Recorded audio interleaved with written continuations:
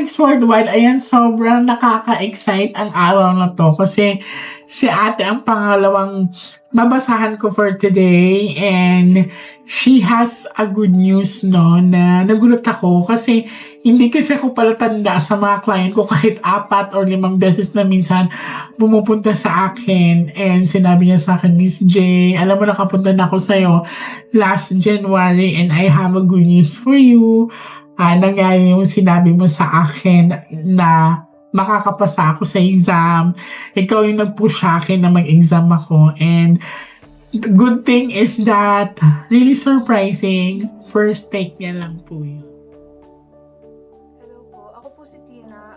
Nagpa-read po ako kay Miss J around January this year, and I asked her questions about board exam because magte-take po ako ng board exam this year, actually last July, and ang lumabas po dun sa card is makakapasa po ako, and very sure po siya na makakapasa ako, and sa awa po ng Diyos, nakapasa po ako noong July 23 ng landscape architecture na licensure exam, and yun po. So, ngayon, i-guide ko si ate. Yan. So, bilang pasasalamat ko sa kanya, babasahan ko siya. And gusto kong magpasalamat din talaga sa kanya kasi she allow us to record the reading. And, titignan natin kung anong next na makikita natin. Okay? Kailan nga birthday mo, ate? November 12, 1999. So sa mga interesado dyan, Diyos ko, huwag na kayo magdalawang isip. Kumontak na kayo sa mga admin ko. Kung gusto nyo magpa-guide, walang pong problema. Pero tsagaan lang po sa pila. Pick one card. Get it, please. Thank you. So this is you. I'm hoping that this is a red card.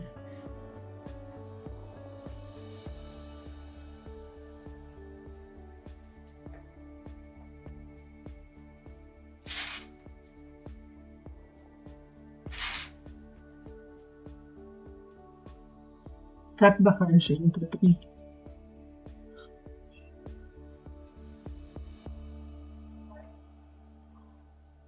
Okay, now kumuha ka ngayon ng 7 cards of total, lagay mo dito.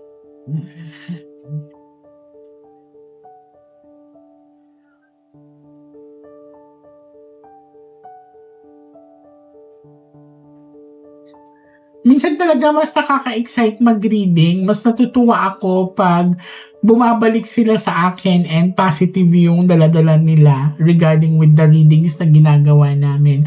Mas nalulungkot ako pag bumabalik sa akin na sasabihin na, Miss J, nangyari yung aksidente or kaya namatay si ganito. Sobrang bigat sa akin yun. So, eto, masaya ako kasi isa ito sa success story na naman na nangyari. So, this is you, ate. I'm hoping that this is a red card. Okay, so flower. Ang flower kasi, darling, that represents changes, no? Ang flower, pag nahanginan, di ba, may movement. So, that represents parang mabilis magbago isipan mo. Mabilis magbago ang emotions mo.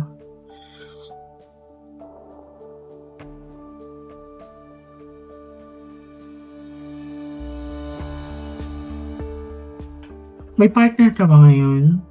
That's okay.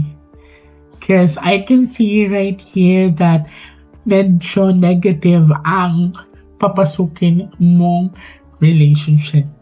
It's kinda complicated, darling. Kung meron mang kumakausap sa'yo ngayon, kung meron man sa'yong pumaporma, please double check it. Kasi maaaring third party ka or maliling ka mismo sa may asawa or anak. Okay, why? Kasi this number 3 of hearts. Huwag mo iisipin na napag-iiwanan ka. Huwag mo iisipin na parang it's too late for you to have a serious relationship. Kasi dito sa sa baraha mo, una pa lang puro heart na siya. So, medyo exhausted lang yung energy at saka emotion mo. And another thing na pinakita sa akin, medyo worried ka sa financial mo. Ayan. So, titignan natin ha. Again, huwag ka muna magmadali sa relationship ngayon. Kung meron ka mang kausap, darling, double check kasi mahirap na may kaagaw. Okay? Actually, same din po yan dun sa first reading mo sa akin. Oh, really? Na The consistency of the Merong cards. first and second actually, merong dalawang guy, tapos sabi mo, it's complicated. Complicated. Oh, actually, talagang siya na nagpaparemind sa akin kasi ang tagal na ng January and then andito pa rin yung complication or complicated relationship na papasukin niya. I'm very happy kasi tinatandaan mo yung bara.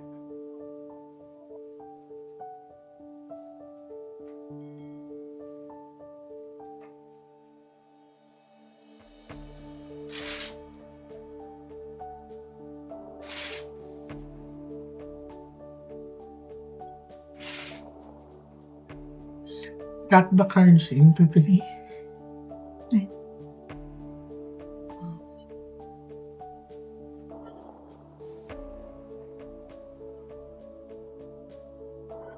Kuha ka ngayon ng 9 cards of total, lagay mo dito. Okay.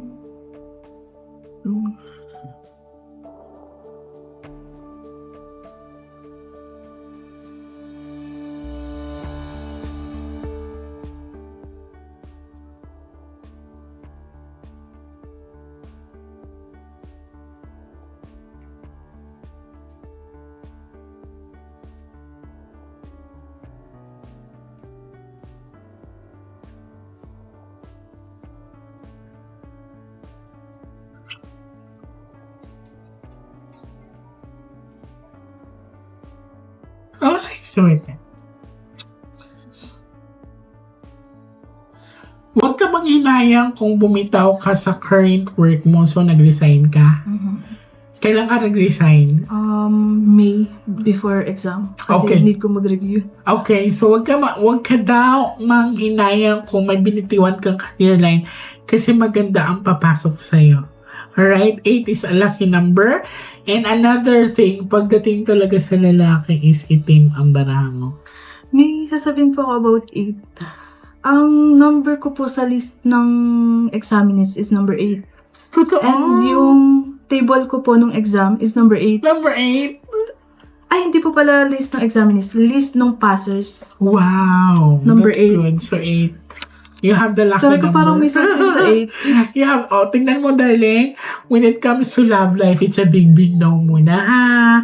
So, andito pa rin yung number 3.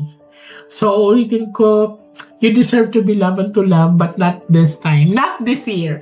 I'm not saying na, na hindi na, but not this year muna, ha? Okay, so that's card.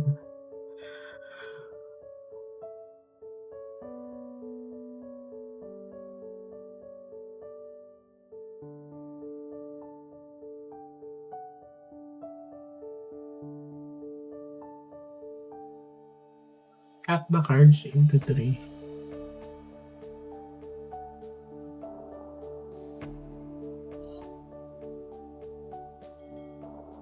Kuha ka ng last 12 cards so total.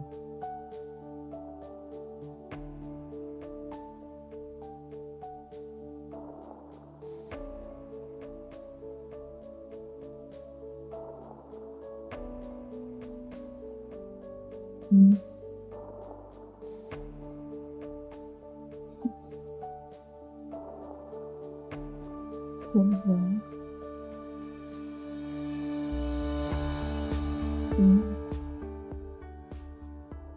Nine.